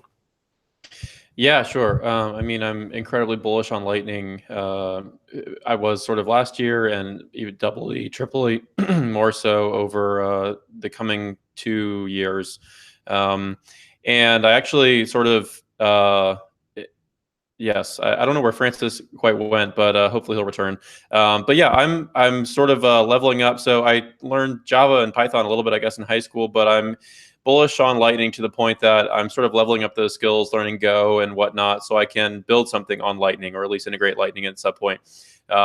It's just incredibly exciting, and I want a piece of it on my own. So hopefully the comment that you made at the beginning will be rectified by the end of the calendar year here. We'll see what happens. I think maybe one of the most underrated applications in Lightning right now is the Lightning Joule browser extension. If people, the more websites integrate a feature for paying with Lightning Joule, with Lightning payments, that's basically the greatest hurdle to adoption. And I think Tippin is great. I think people who sort of trash talk it for being a custodial application maybe miss the point of it being an on-ramp for people exposed to the idea of Lightning conceptually. It's not ideal, it's a lot of fun, and just let it be. But Lightning Joule is a game changer for sure. And I saw it demoed, I guess, a couple months ago now at the BitDevs meetup here in New York City. Phenomenal application. And the more websites that integrate Lightning Joule payments, just sort of like a simple button for paying with Lightning Joule, the better. incredibly excited to see more people discover this and use it, and Lightning in general. That's sort of my thought. I guess I will show one more thing. I sort of spent an entire weekend scraping everything on the internet about Lightning. It's in my Twitter feed, or just search like Lightning resources, and I think we come up on the first page of Google results. But it's everything: products, services, like conference lectures, do-it-yourself guides on Medium and whatnot. So if you want to learn about Lightning, I sort of and I maintain it every now and then. There's a list of things I need to add, but it's pretty much everything on the internet on one page. So if you are curious about Lightning, go there. Absolutely. And of course, guys, we have the links to all of these guys' Twitter's accounts always in the show notes. Links to all this stuff in the show notes. So make sure to follow Zach. Make sure to follow everybody here to be the most up to date on Bitcoin and Lightning. And just great point, Zach. Like, I can't believe I forgot about the browser extensions, man. Like there's that's coming out as well with Lightning. You mentioned Joule. That is very, very, very interesting. You guys, again, if you guys have seen some of these some of these videos that people put on Twitter about how easy it is to use some of these extensions, you literally just click install and then you click buy on something. It's just absolutely amazing. This is how we go mainstream. This is how we get Bitcoin in the hands of more and more people, is these types of user interfaces and these types of user experiences that Joule and now Casa as well, I believe, launched their own Lightning browser extension as well. So this is how we go mainstream, guys, with products like Casa, with products like a Tippin as well. Now, I would like to say on Tippin, because there's a lot of people that don't like the fact that there's a lot of people that don't like the fact that it's custodial, but they are in fact working on a non-custodial version. So that is good news. Now, we all know, of course, that custodial versions are usually easier to use and usually easier to set up. So that's great. But I think somebody mentioned this earlier on Twitter, like this is how it's going to be, guys. We're going to have custodial solutions. We're going to have maybe some of these centralized solutions. But the thing is that it's kind of like Microsoft Windows almost. Like you're going to have this big application that has all this stuff that's easy to use. But guess what? You can peel back the layers and go to the advanced settings. You can set up your own thing. You can set up your own settings, right? You can set up your own server. You don't actually need to go to a hosting server company. You can run your own copy of Windows Server in your home, right? And serve websites and serve DNS, serve whatever you want. So this is how I think it's going to be. Like there's going to be full nodes. They're all going to be built into your router, and the software is all going to be built in already, ready to go. And it's going to be easy to use by default. But if you want to, for example, connect to your own node and have and retain as much financial sovereignty as you can, you will be able to go to the advanced settings. So even the Tippin, I think, or even I think Tippin, I think was the Joule extension, I think, or something similar. They allowed, it was custodial by default, but then you can actually change the settings to use your own node. So this is how I think it's going to happen. We have to make the user experiences easy by default, and then allow all of the cool stuff for us geeks in the advanced settings. So that, I think, is how it's going to play out. We'll have to see, of course, but great points, guys. Let's go. Let's see here. Who is the next person? Francis. I want to talk to Francis.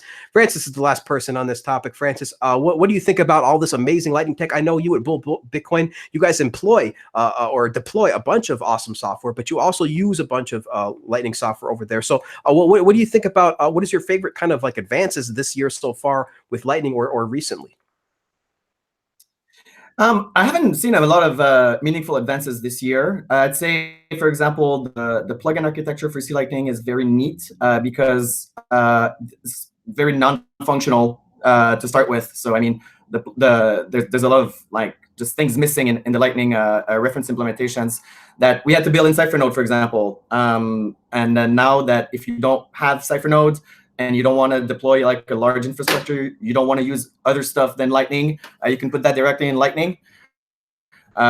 Speaking, I would say like the whole design of Lightning is phenomenal. It's probably the most, like I would say, the most disruptive innovation since Bitcoin itself.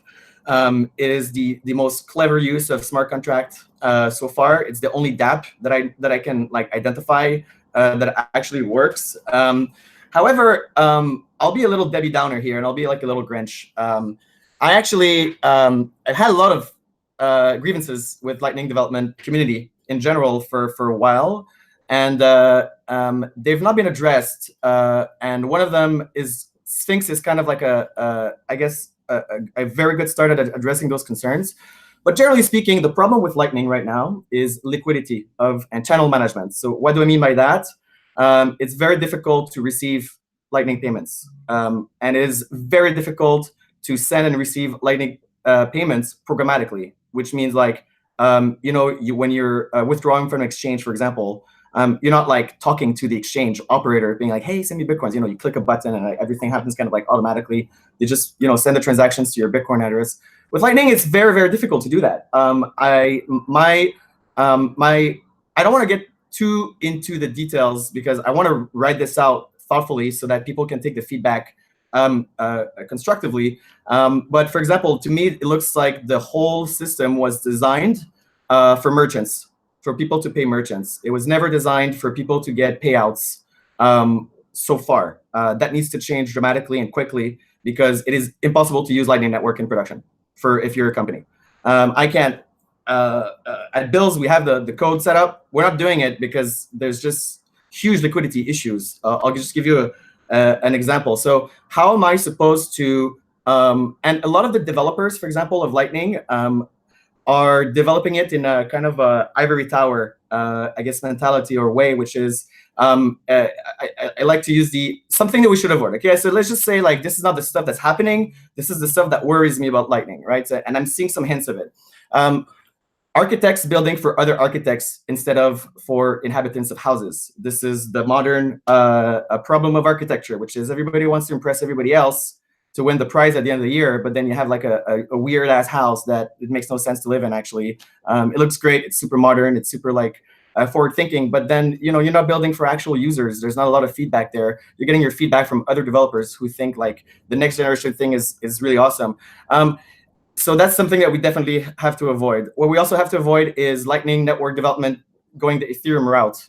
I see it very Ethereum-y now, which is things that are not real. Like, for example, the idea of the LN Trust chain, for me, unlike most people, made me see that Lightning was not ready for mainstream adoption. Why? Because I wasn't able to receive the LN Trust chain.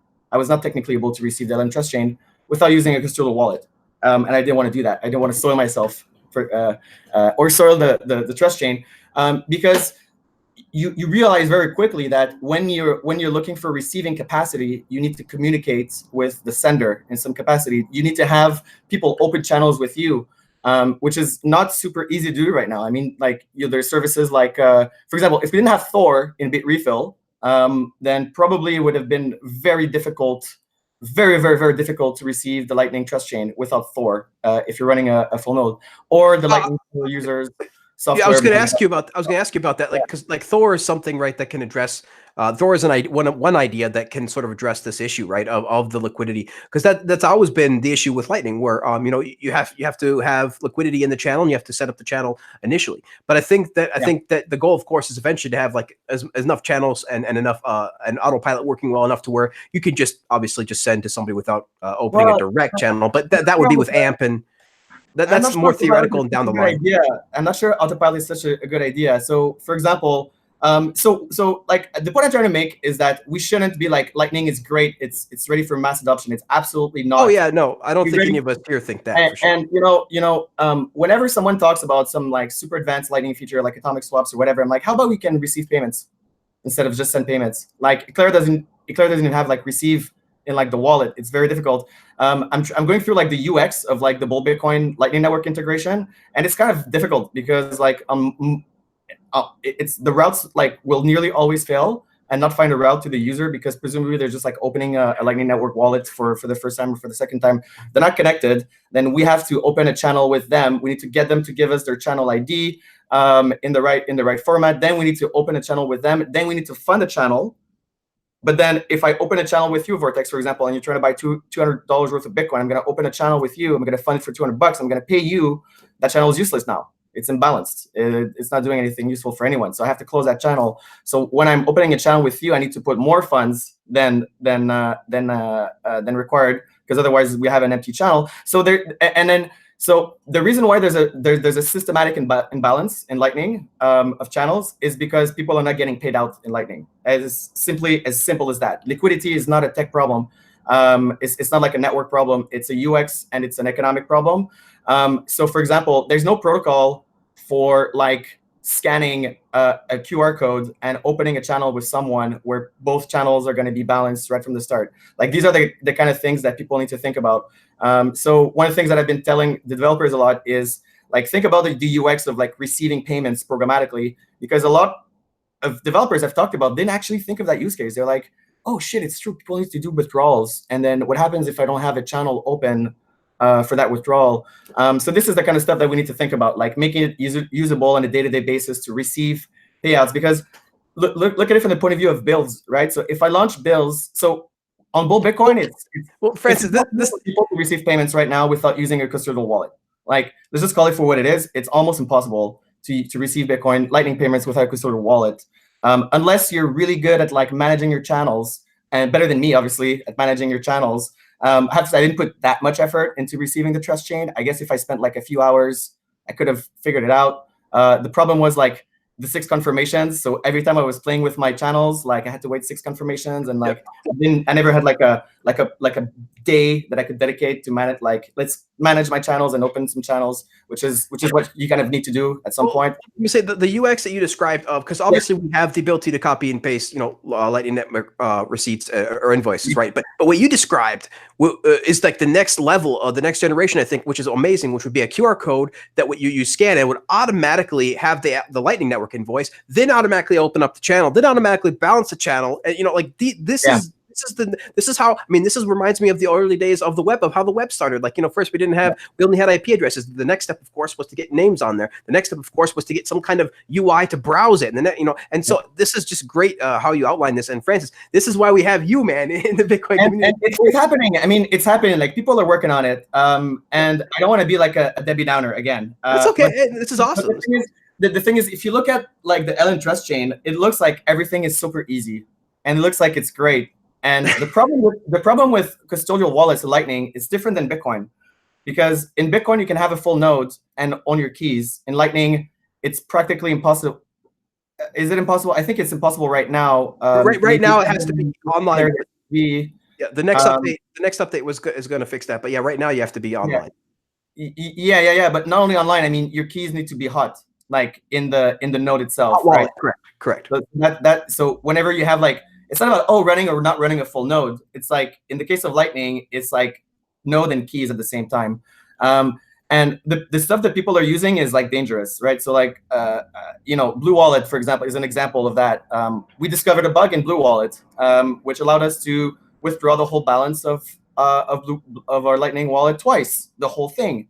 And then I thought that was incredibly strange. I didn't really think there were custodial wallets in Lightning, actually, because that's stupid. Like, why would you build custodial wallets on Lightning? It's ridiculous. It's like, it's just a toy, right? It's like Ethereum. It's like an ERC20 that you can't validate. Well, you need I told you. Like I said, Francis, right? You have a Blue Wallet type of thing, right? Or Satoshi's wallet. You have and then in the settings, is where the advanced users like yourself and others. No, that's not true. Blue Wallet, you need to host their weird thing, which I'm saying that's where you want to go. Is have a situation, but then in the advanced settings, of course, be able to plug directly into your own node and things like that. But that's sure. I mean, the Zap route is like where we need to go. But for example, in the case of Blue Wallet, like there's these solutions are quite dangerous. I'm not sure how much energy they're putting into Blue Wallet. It seems like they just recently started to work on it full time. I think it was like a side project or something like that. But I mean, the problem with that is like, okay, so you got Blue Wallet, it's just holding everyone's coins, like in a big pot of coins, and it's just tracking balances like that, right? Because there's no other way. Like, accounts are not segregated, right? Because like, if I had like $10 on Blue Wallet in my Lightning wallet and I withdraw it to my C Lightning, and then I can do that twice, clearly I took someone else's Bitcoins, right? I mean, I withdrew someone else's Bitcoins. If right. So I don't my money, right? So we're not the only one. So the point of Lightning was, what's the point of Lightning, right? The point of Lightning is for Bitcoin to scale, like, quote off chain.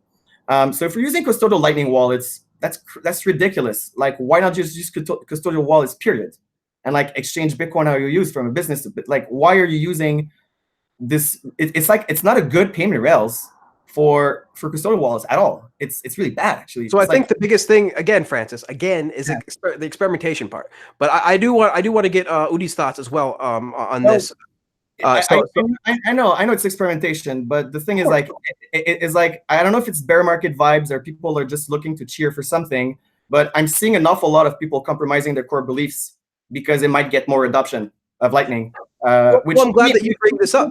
Like, I want the bear market to end, and I want to pump something. This is what it sounds like to me, and I'm not happy. I'm not happy about the way that the LN Trust Chain thing. I don't like people cheering for bullshit. And I see it really to a degree, like a custodial Lightning network wallet for me is just completely useless. It's a toy. It's like an ERC20 token. It's like saying that your app is decentralized when you have to use Infura servers to use it. And I think we should kill that message right now. And we don't need to have Lightning custodial wallets. There's no need for that. It's not good for Lightning, actually, like to have all these big custodial wallets that have that are doing all these massive channels. It's not good for custodial wallets to settle with each other using Lightning, because it's a lot more difficult to settle in Lightning than in Bitcoin. So, I mean, the idea that we need this, people are going to use this, no, they're not. And if you're not, like, they shouldn't use that. And in no way, shape, or form should we encourage people to use custodial wallets ever.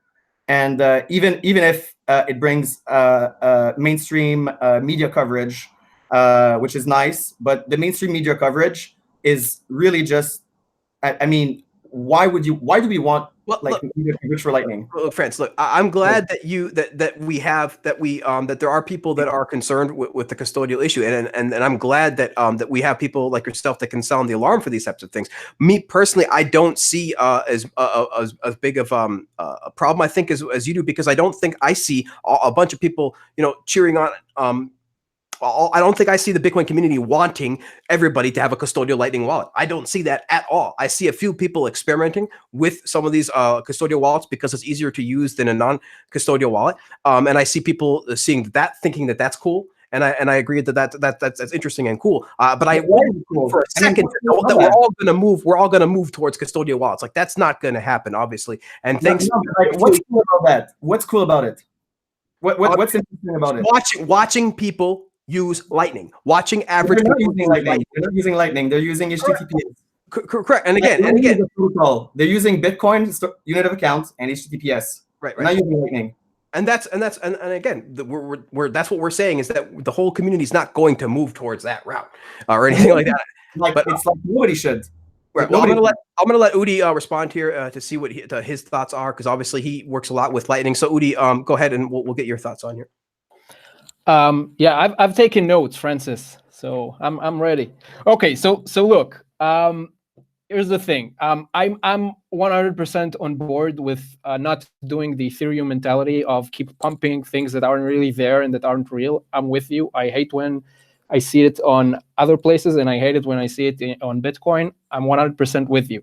That being said, it's not as grim as you might make it look. I mean, there's a developer on Twitter called let me quickly look. Yeah, his name is Arvinda, and he made like a spreadsheet of all of the people that the trust chain went through, and each one, they tell where they live and so on, but they also tell which software they used. So I'm gonna try quickly. I hope it works. I'm gonna try screen share. I hope I don't share anything embarrassing. Can you see this? Yeah, I guess you can. Yeah, it's a black screen for us right now. Black screen. Okay, so forget it. I will cancel. Yeah, never mind. Don't try things in production. So no whatever. problem. I tried to show it, but the point is, yeah, there are a lot of custodian wallets there, like Wallet of Satoshi, Blue Wallet, and Tippin, but there's also a lot of people using their own nodes. So I would say it's more than I thought it would be. I think it's close to half. So it's not bad. So that's the part on the trust chain. But the trust chain is it's a nice game. It's not real use. It's not how people are expected to actually use payments and Lightning. And I would assume that if someone really tries to make a payment with Lightning, they would have this sort of combined invoice when they could pay with Lightning if it's available and if it can find a route. And if not, they would pay through Bitcoin, and everyone would be happy. No one's going to be disappointed and say, "Oh no, I wanted to use Lightning," because what you want to do is pay. You don't care which medium you use. So, you know, in a lot of and by the way, when they take this route, a lot of times your wallet will choose to open a channel for you and then make the payment. So there are a lot of ways to handle that. It's not there yet, right? But I think this is what a lot of people envision, and I think this is gonna get there. And on that point, you know, you talked about architects building for architects. I know this problem very well, and I assume, you know, it probably happens here too, like it happens everywhere else. But, you know, that's their job. You know, protocol designers and architects, that's what they're supposed to do. And then, you know, a lot of other devs come in and build apps that are easier to use.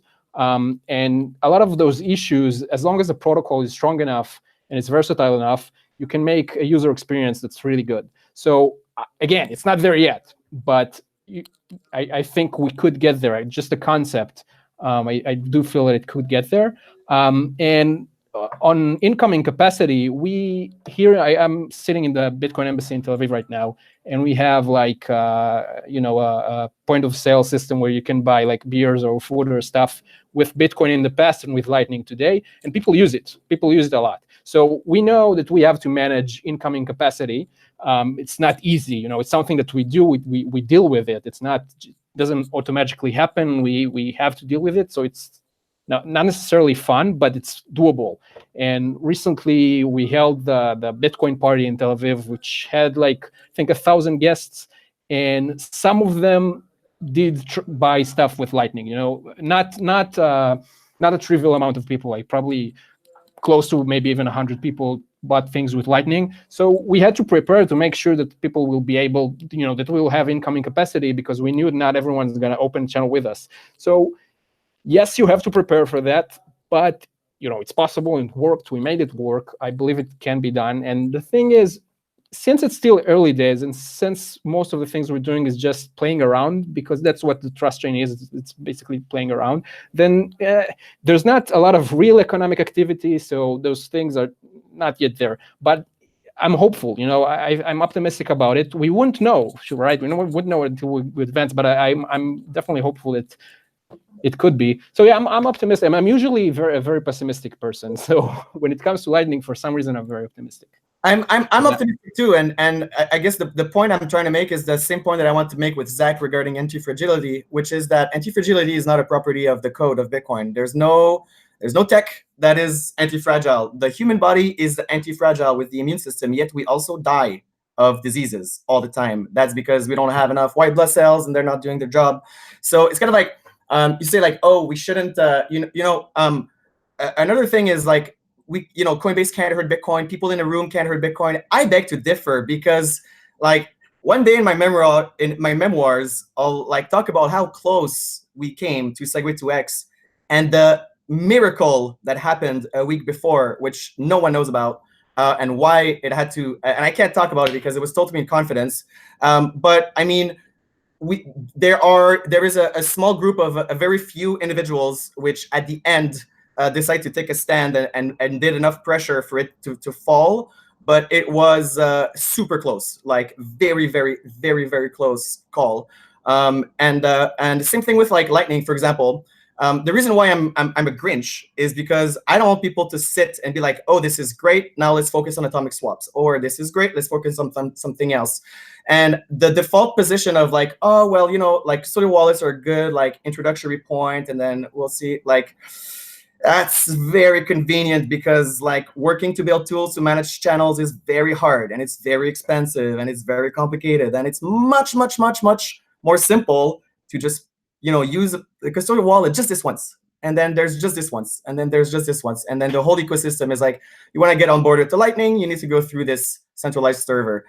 So this is the point, and I'm super optimistic. What makes me pessimistic more on Lightning than Bitcoin is the attitude towards industry feedback that I've seen, which has been very dismissive, because I've seen a lot of, I've given a lot of feedback, and a lot of the time, the answer is like, oh, well, you know, it's not production ready anyway, so of course it's not going to work for you. Well, okay, so if it's not production ready, like, why are we all like cheering for merchants to adopt it, right? I'll just give you a quick idea of what I'm talking about. Like, right now, let's say that I'm on bills and people pay their bills with Bitcoin. Let's say like at the end of the day, I got like, I don't know, like $100,000 worth of Lightning payments that came in through, let's call them like 1,000 payments of $100 each for like a credit card. So at the end of the day, I need to pay like fiat, right? To the, let's just say it's Visa, right? I need to send a Visa check for like $100,000 to pay off people's credit cards. So I need to take those Bitcoins that are in Lightning Network and I need to sell them to somewhere, right? Exchanges are not accepting Bitcoin deposits using Lightning, which is a huge problem. This is the main problem of Lightning. Actually, it's exchanges not accepting Lightning Network deposits and withdrawals. But so then at the end of the day, I'm like, oh, what do I have to do? I'll have to close all the channels because otherwise, you know, I need to sell those Bitcoins and I can't move them out. So I need to close all the channels. So then you got 2 Bitcoin transactions instead of 1. Right. The other option is obviously, well, I'll sell it to the bull Bitcoin users directly. So I'll make the full loop, right? I'll get people to buy Bitcoins directly with Lightning. But then again, there's no bubble wallet that people can use to receive Lightning payments that works well. You got the Bitcoin Android wallet, which uses the Olympus server, which you don't control. So, I mean, you can't open a channel with a node. You got the Eclair wallet, which doesn't let you receive. I mean, it's complicated stuff. So in the end, I can't accept Lightning if I can't sell Lightning. And you know, things like Thor, unfortunately, the best thing that happened to Lightning actually was Thor. So to answer your question, the most disruptive innovation and the best project in Lightning is Thor. And it's no wonder why Thor happened, because it was developed by an actual company that uses Lightning and that they got their own feedback from themselves. Bitrefill, you know, they have the same problem as bills, right? So at the end of the day, they're stuck with all this capacity on their side that they need to get rid of to, and presumably buy the gift cards that they sell to their clients. So Thor is kind of like, oh well, hey, we got all these coins stuck in Lightning. How about you send us a Bitcoin and we'll fund your channel with you. So this is the way that they're I'm assuming they're using it in production to get rid of their Lightning Network coins without closing the channels. So to the devs out there, work on user-friendly wallets which allow people to receive Bitcoins using Lightning, and try to work on a payment protocol where the recipient of a Lightning Network payment would automatically open and connect a channel which has enough receiving capacity to receive the payment, and which also has enough capacity to stay open and not be a useless dead channel with liquidity on one side. Yeah, so if we work on these, like, we need to work on it. I'm very confident people are going to work on it. Just don't think that it's done. Like, we're just getting started. Absolutely just getting started. I try to remind people, Francis, that it's early days.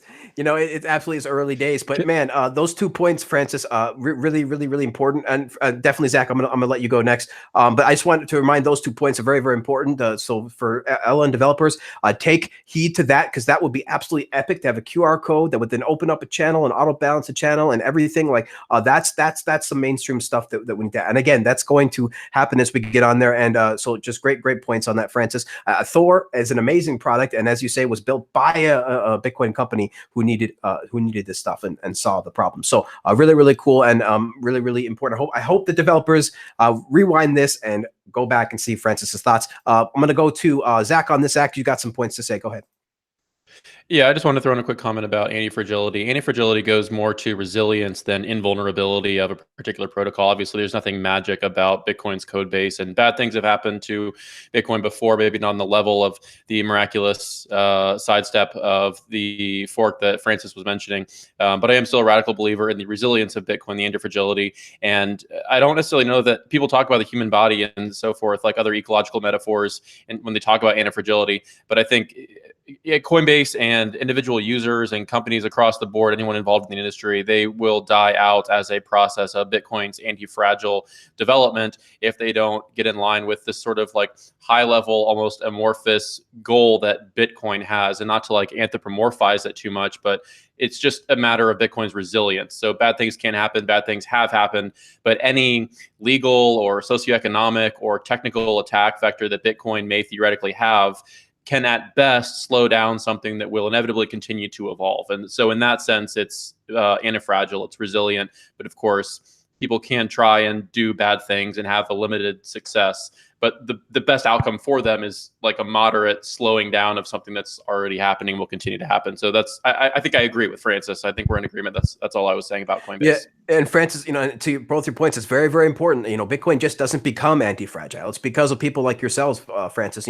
Your work, your huge amounts of work in the industry is why Bitcoin is why it is today. And then Zach's work and Udi's work. This is why Bitcoin is there today. So absolutely important to not stay complacent. This is why we have Francis on the show. People, he's got to sound the alarm. So this is very important, very, very important stuff, guys. So make sure you pay attention. And then let's go finally to Patrick. Patrick, what are your thoughts on the Lightning's the final thoughts on this topic so far? Yeah, just a really great discussion. So many good points all around. The custodial wallets, I definitely try to encourage people not to use them. It's unfortunate that I think we are living in a world where people use custodial wallets constantly. People are using Venmo, they're using WeChat, they're using these applications, so they're expecting a user experience that really Bitcoin and Lightning and cryptocurrencies simply can't really meet without a custodial sort of experience. That's unfortunate. The only thing I would say about the custodials is that, as an observation without making a judgment, what's interesting is that people are using, or businesses are using, the Lightning payment protocol as a way for interoperability between applications. So again, I'm not advocating for custodial wallets, but as a phenomenon, it's interesting to see, you wouldn't be able to pay Venmo and Cash App wouldn't be able to pay each other.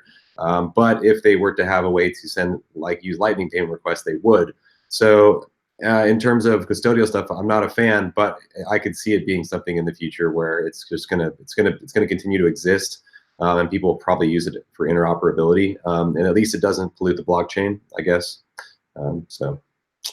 Yep. And then I just want to get some final thoughts from Udi on this topic, and I think we can pretty much close. I wanted to go to one more topic, but we'll see how the guys are feeling. Go ahead, Udi. Yeah, so just very quick things. One, I wanted to say that Clear Mobile is on testnet. They already allow receiving payments, and mainnet release should be imminent. I mean, they already released documentation for it, and I think it's really on its way. There are trade-offs there, by the way. It's not magic, but it's something. It's an experience that I think people will like. On custodian wallets, I mean, a lot of times what we call decentralized is really about coordination. So does coordination have to be manual, or can it be automatic? And to use Patrick's example, if Venmo users want to use Square users, they only want to pay Square users, the only way is if they both have some sort of an agreement and they take care of all of that. If they're both on Lightning, then it makes it easier. It automates a lot of what would have happened manually the other way. And so it makes things easier. It makes it easier to compete and to join the ecosystem. So that's, it's not a bad thing. It's a good thing, I guess. But I agree that for most users, definitely right now, just using a custodial wallet, it's not clear why you're doing it. Because as Francis says, it's just making an HTTPS request to some server. Why would you even want to do it? Except for getting excited about somewhere behind the scenes a Lightning payment is made. You shouldn't care about that. But again, it's probably related to how at this stage, it's still early on and people just want to see what the Lightning invoice is. Most people don't know what the Lightning invoice is. So they use a custodial wallet, and now they know what it is. So yeah, it's I guess kind of useless in the grand scheme of things, but for now, it's a good way for people to try it out, I guess. But yeah, I'm definitely recommending non-custodial wallets to people. Yeah, absolutely. And I do see it kind of like a Coinbase, right? It's just temporary for onboarding. Maybe some people. I mean, maybe some people who aren't technical. Francis' points is right. I mean, it might start as temporary and become the norm, and that's definitely not. And that's what we don't want to happen. Yeah. Absolutely. Zach, Udi reminded me of something I wanted to counter with Francis a little bit, as far as like person-to-person payments that are obviously not automated. But maybe the only, but definitely one of the most salient value props of these custodian wallets, especially people using like the Lightning Torch, is there's sort of like two very difficult parts of grokking how to interface with Lightning, and that's running a node and interfacing with the protocol itself, and also understanding the payment flow. And the Torch sort of got people to understand the payment flow of executing a Lightning payment, creating an invoice or filling an invoice and whatnot. And I think that's very valuable, even though obviously long-term custodial applications isn't something we want to be a mainstay by any means, but it's useful in that sense, because people aren't interfacing with the protocol, the network directly, but they're understanding how at a high level Lightning payments are made and are created and whatnot. I think that's very valuable, obviously. So the payment flow. I have to disagree. I think it's the exact opposite. I think they're not understanding it because they're using custodial wallets, because the payment flow is exactly the same as Bitcoin. You generate a QR code and you click a button to send. So there's nothing like, I don't see anything new in there. Well, just the instant, obviously the instant receiving of the payment. Well, yeah, but I get that with any JavaScript app anyway. Like, it's just the screen turns green. Bing! Amazing. That's JavaScript, right? And that's HTML, CSS. And so, you know, Lightning is not a settlement layer. Bitcoin is a settlement layer. What you guys are describing regarding the use case of Lightning is the liquid sidechain. That's what the sidechain is for. Lightning is not made to be a sidechain. Lightning is meant to be a payments layer. And that's exactly what they're doing with it too. I mean, they're now there's, I think, a couple different stable coins over there on Liquid as well. So yeah, that they're actually R1 protocol for that would be much better suited for wallet to wallet like settlement, even though like Bitcoin is obviously the best settlement layer. Sure. Yeah, very interesting stuff. All right, guys. Well, I think we can end it here, unless I don't think you guys have time probably for one more topic. It's already getting there. Really, I can see you guys are looking tired. For those that are the audio listening, these guys are already tired. So I just want to say thanks, guys, so much for joining. We really appreciate it. Had a great discussion. Lots of stuff there, guys. Lots of stuff about Lightning. I did want to get into some of the trends, but we can do that at another time. We actually did probably get into some of the trends here already. So that was really great. We had a lot of great commentary about Lightning. A lot of great stuff about a lot of great information about the hashtag delete Coinbase. So hope you guys learned something. Hope you guys had a great time. We really appreciate it. We just want to thank again, guys. Thanks so much thanks the guests so much for joining us. We really appreciate it. Thank you so much to the chat. Thank you so much. Let's say goodbye to the guys and find out where we can find out more about them. Zach, please tell us where we can find out more about you, sir. Yeah, I'm pretty active on Twitter. I'm taking this week off, but normally I'm on Twitter pretty much all day, every day, or in Telegram and whatnot, or on different podcasts, pretty much anywhere on the internet. So I always have generally pretty spicy takes that a lot of people like to disagree with. So you can find me and disagree with me at will. Anywhere online. Awesome, man. Yeah, I think you muted yourself there. Oh, no. Yeah, sorry, I muted myself. I just wanted to say, guys, a quick shout out to some of the people in the chat. Thank you guys so much for being here. We got Blake Anderson in there, of course, the famous Blake Anderson, Bitcoin Blake. Casso's in there as usual, Audio Tweaker, UAS. We got a bunch of great guys joining us as usual. So thank you guys so much in the chat. Udi, where can we find out more about you, sir? Yeah, so of course, again, there's a new podcast with Lord Snehum at recklessreview.horse, the best domain ever. And my Twitter account will probably be somewhere in the description. I won't say it out loud because it's terrible to spell out. That's it. Thank you so much for having me. You bet, man. Great work in the community, of course. Udi, we love you on Twitter, man. Just keep it up. Great person to follow. Again, guys, of course, all of their Twitter handles are in the show notes. Patrick, thanks so much again for joining us, man. Where can we find out more about you? Just go to brickstring.tech, and you can the second best domain ever, and you can read articles that I've written on Medium, and I'm hoping to write more blog posts in the future, guides and just different opinions I have. Also, I just want to say real quick that I really appreciate all the counter opinions that everyone has in the Bitcoin space. One thing I love about Bitcoin versus anything else is that it's not an echo chamber, despite what people think. People out there on Twitter often think that's the case, but I saw clearly a case where all four of us disagreed on different topics today, and I learned a lot from everybody because of that. So appreciate you guys. Yeah, really. I mean, I really encourage everybody to check out my Bitcoin feed. I have a public Bitcoin list, but I mean, if you'll follow it, you'll see that it is not an echo chamber. Like, there is people with all sorts of different opinions on there. The Lightning custodial wallet is just the latest thing for some people to agree with. Of course, there's a whole bunch of people that didn't agree with UASF. I mean, there's a million examples that they can go back and look in the history of Bitcoin development and see that it is not an echo chamber. We are all have our own opinions, and we are all agree with some and disagree with others. So sometimes we agree with Luke Dash Jr., sometimes we don't.